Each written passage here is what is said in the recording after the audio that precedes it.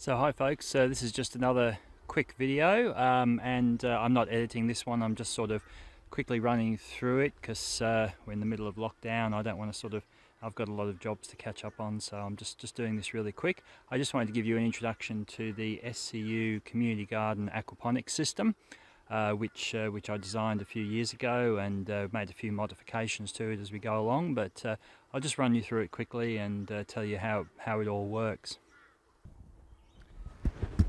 So the first thing I wanted to do is just say that most of the fantastic work that's done on this garden is done by Phil and the volunteers who come along.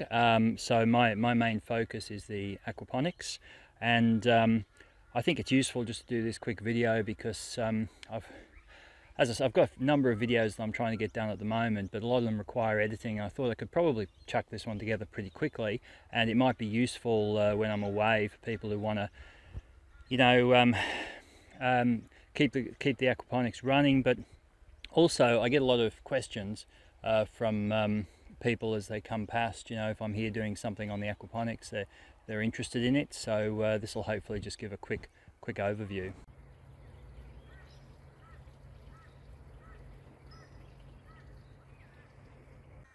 Okay, so probably the simplest thing is to just follow the circuit through. So you understand how the whole thing works. Basically, if you're not familiar with aquaponics, it's a system of growing fish and using the waste from the fish to grow plants. And this is about the simplest aquaponics system I've actually built, which is why I'm reasonably happy with it. But as you can see, it looks like it's built out of spare parts, and basically it is. So most of what's here has come from either stuff that was in the community garden already, so some of the beds and things like that, and some of the timber and steel and all that kind of stuff, and this frame and everything was already here.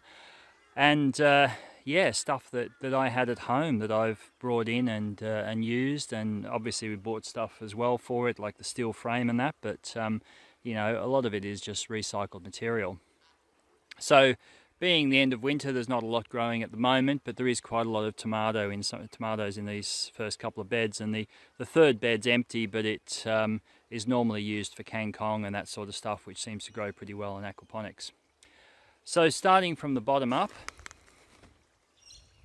there is a concrete sump, which you won't be able to see here, but it's underneath this steel frame that I put together, or just walkway. You can access it on the other side there. There's a bit of an entrance, and all the pumps are down in there. So that was here before. I think it's around 2,000 litres, I'm not absolutely sure.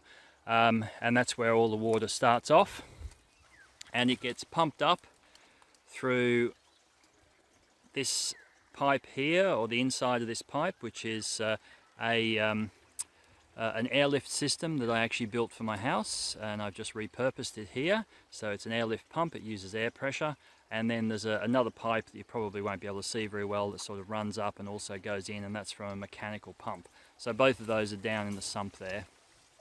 Now I'll just quickly explain, I won't try and explain an airlift pump that much, but basically it uses a stream of bubbles at the bottom to help push air up and into the pipe at the top here, which has a collector, and then it goes down from there into the fish tank. So it needs air to run, and the air actually comes out here, down the bottom here. Probably can't see my finger. There we go. Okay, and that comes all the way from over there, which is in the shed. So all of the electronics for the aquaponics are housed in the shed there. There's an air pump, which I think is either 40 or 80 litres per minute, something like that. It basically, there's an air pipe that runs underneath the ground here, and so the pipe is pressurized by the air pump. While we're on the shed, there's also a backup system in there. So there's a backup battery, there's cables, 12-volt cables that run from that, and they go to a backup system which is in the fish tank. So if the power goes out, there's backup aeration. The mechanical pump is there's actually a power supply here just next to the one of these grow beds for the mechanical pump. It was just easier to actually put in a 240 volts to here rather than trying to run 240 volt power from the shed. Now, so the water gets pumped from down in the sump up, either from the airlift pump or the mechanical pump, so they both follow the same route. That thing at the top there is just a separator. It separates the air from the water. Water comes down here and into the fish tank. Okay, you can see it pouring out there. It's a bit sporadic because it goes in bursts, but you can see the mechanical pump runs continuously. They go in that side, so they create a bit of a circular motion around the tank. Okay, that helps bring all of the solids to the center here, where they get sucked up into a standpipe and leave the tank. So I'll just put some food in so you can see the fish hopefully eating.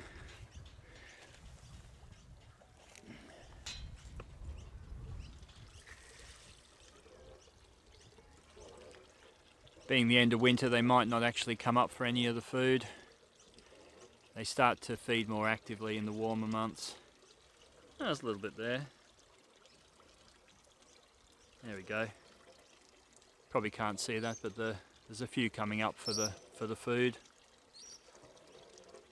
Anyway, so the water, yep, goes in the bottom of this big central pipe and takes all the solids and that and all the other waste, comes up to a standpipe which sets the level of the water and then gets taken down, and I'll show you where it goes to. I'll just mention while I'm here, there's actually a backup drain over there, so if the water level, if something blocks the central drain, then there's a backup there so water can actually flow back into the sump from there. And there's also a 12 volt battery systems there. There's a small mechanical pump in the bottom, and if the power goes out, the mains power, then that kicks in and keeps aerating the system. Okay, so let's see where the water goes. So the water that's draining from the fish tank comes down the center here. Now, there used to be a swirl filter in there, but unfortunately it was a fairly old tank and it just perished, so we had to replace it. Now it goes into this radial flow filter. Okay, and this is something I actually built for my home aquaponics system, but it was pretty urgent. We needed to fit something here, so I actually brought it in and repurposed it for this garden.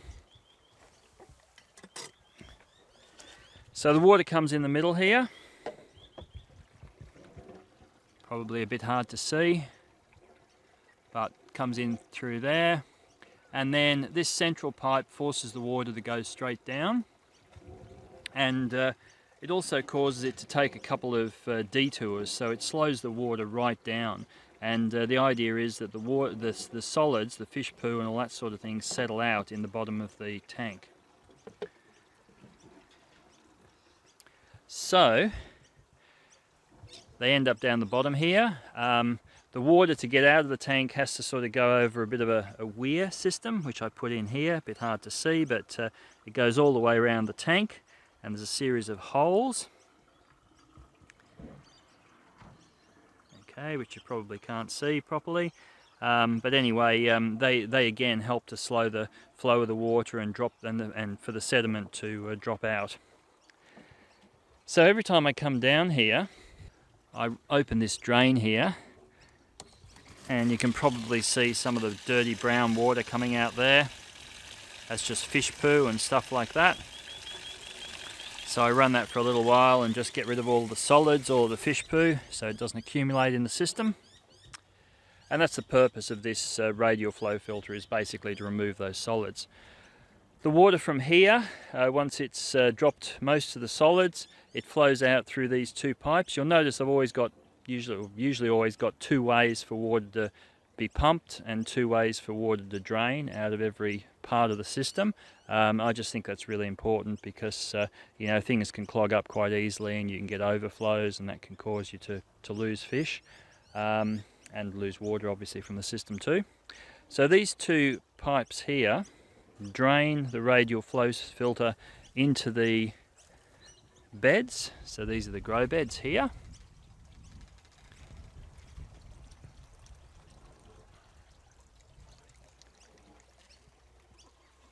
Okay, so there's three different inlets for the three different grow beds.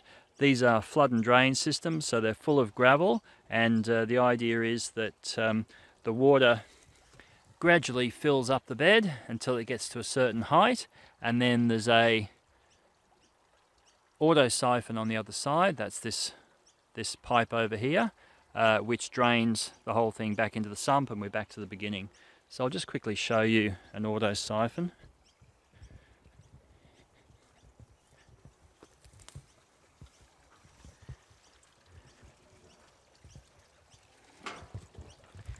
Okay, I won't try and explain it, but it's fairly straightforward.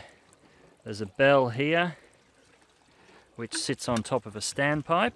So the standpipe determines the height which the water is going to get to before it drains. Okay, so it gets fairly close to the top of the gravel. It has to drain regularly because you need oxygen around the roots of the plants. So that bell siphon goes on top, and that's what creates the suction. You can actually hear it starting to siphon now. Okay, so that's how an auto siphon works. Yeah, so we're back to the beginning, and that's it. So I hope that's been interesting. Yeah, this is, as I say, probably the simplest aquaponics system I've built. I'm happy to show other systems. I've got another one up the top, up at in one of the other buildings, and one at home, which is actually in pieces at the moment, but I might do separate videos on those. But anyway, yeah, this is the, as I say, the easiest system. It's a nice simple circuit, and it's reasonably reliable.